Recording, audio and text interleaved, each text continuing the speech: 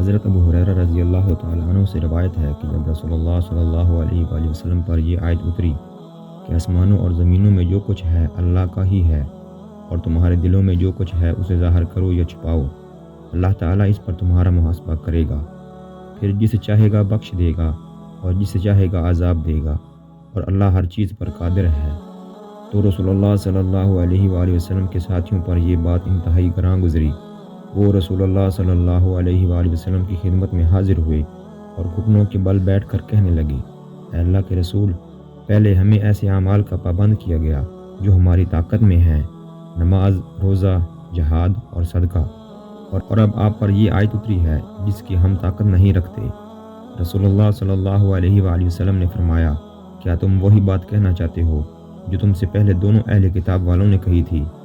ہم نے سنا اور نافرمانی کی، بلکہ تم کہو ہم نے سنا اور اطاعت کی۔ اے ہمارے رب، تیری بخشش چاہتے ہیں اور تیری ہی طرف لوٹنا ہے۔ صحابہ کرام نے کہا، ہم نے سنا اور اطاعت کی۔ اے ہمارے رب، تیری بخشش چاہتے ہیں اور تیری ہی طرف لوٹنا ہے۔ جب صحابہ یہ الفاظ دہرانے لگے تو ان کی زبانیں ان الفاظ پر رواں ہو گئیں۔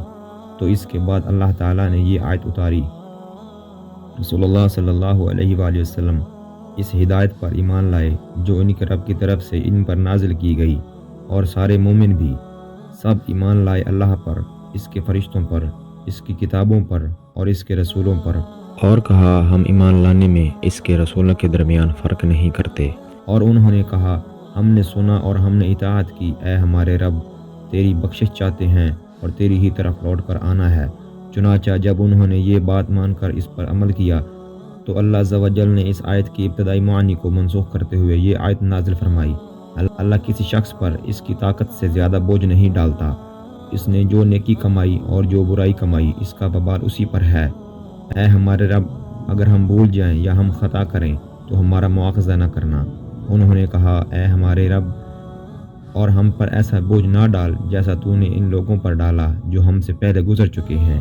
پھر کہا، اے ہمارے رب، ہم سے وہ چیز نہ اٹھوا جس کے اٹھانے کی ہم میں طاقت نہیں۔